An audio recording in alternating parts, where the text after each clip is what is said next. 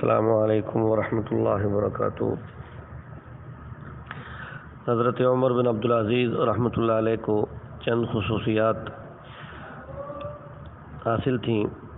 Number 1، حضرت عمر بن عبدالعزیز ایک تو خاندان حضرت فاروق اعظم رضی اللہ تعالیٰ عنہ میں سے ہیں کہ آپ کے ننیال حضرت فاروق اعظم کا گھرانہ بنتا ہے،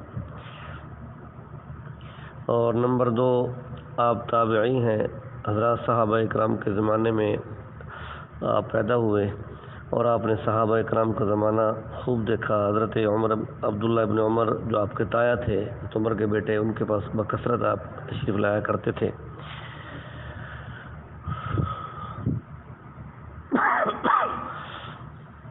حدیث شریف میں ہے، آپ صلی اللہ علیہ وسلم نے تابعی کی فضیلت بیان فرمائی، فرمایا لا تمس النار من رآنی او رآ من رآنی، کہ اس آدمی کو جہنم کی آگ نہیں چھوئے گی جس نے مجھے دیکھا، یعنی صحابہ اکرام کی عظمت کے حوالے سے، اور فرمایا کہ یا اس نے اس شخص کو دیکھا جس نے مجھے دیکھا۔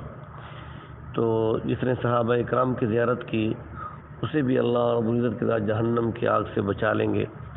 یہ تابعی کی خصوصیت ہے۔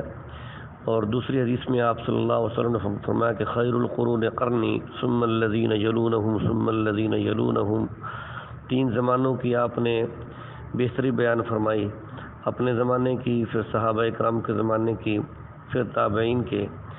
تو یہ صحابہ اکرام کا زمانہ پایا حضرت عمر بن عبدالعزیز رحمۃ اللہ علیہ نے، کل عمر 40 سال پائی آپ نے۔ 101 ہجری میں انتقال ہوا اور 87 ہجری میں مدینہ منورہ کے گورنر مقرر کیے گئے خلیفہ ولید بن عبد الملک کی طرف سے۔ تو آپ کی ساری زندگی آخری جو ہے وہ دین کے حوالے سے بہت مشہور ہے۔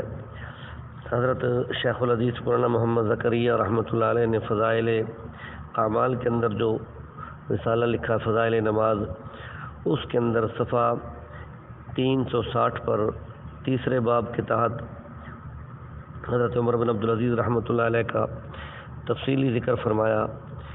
نیچے سے 72 صفحہ نمبر 72 ہے، اوپر صفحہ نمبر 360 ہے، تیسرا باب ہے۔ اس کے آخر میں ایک بات فرمائی کہ انتقال کے وقت حضرت مسلمہ رحمۃ اللہ علیہ بڑے محدث ہیں، وہ آپ کی خدمت میں حاضر ہوئے اور عرض کیا کہ آپ نے اولاد کے ساتھ ایسا کیا ہے جو کسی نے بھی نہیں کیا ہوگا۔ آپ کے 13 بیٹے ہیں اور ان کے لیے آپ نے نہ کوئی روپیہ چھوڑا نہ کوئی پیسہ چھوڑا۔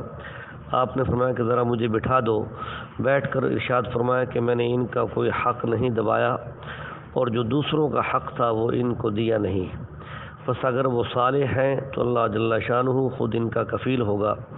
قرآن پاک میں ارشاد ہے وَهُوَ يَتَوَلَّى الصَّالِحِينَ، کہ اللہ رب العزت کی ذات ہی متولی ہے صلحاء کا، اور اگر وہ گناہگار اور مجرم ہیں تو ان کی مجھے کچھ پرواہ نہیں۔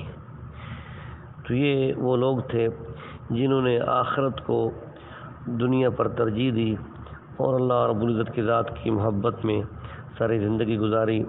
صحابہ اکرام رضوان اللہ علیہم اجمعین کے طرز زندگی کو اپنایا، آپ صلی اللہ علیہ وسلم کی سیرت پر چلے اور دنیا کے اندر اسلام کا بول بالا ہوا۔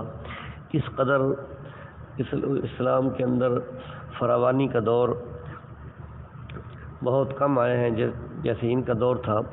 حضرت فاروق اعظم رضی اللہ عنہ کے زمانے میں یہ وہ وقت آیا کہ مدینہ منورہ میں کوئی ایسا شخص نہیں تھا جسے زکوٰۃ دی جائے، تو یا پھر ان کا دور آیا کہ عمر بن عبدالعزیز رحمۃ اللہ کے زمانے میں زکوٰۃ لینے والا وہ نہیں ملتا تھا۔ ہر آدمی کو اللہ رب العزت نے اچھا مال عطا فرما دیا تھا۔ تو یہ ان حضرات کے تقویٰ کی برکات تھی۔ خود تو فقیری والی زندگی بسر کی، لیکن رعایا کو خوب عمدہ اور اچھی زندگی بسر کرنے کا موقع دیا۔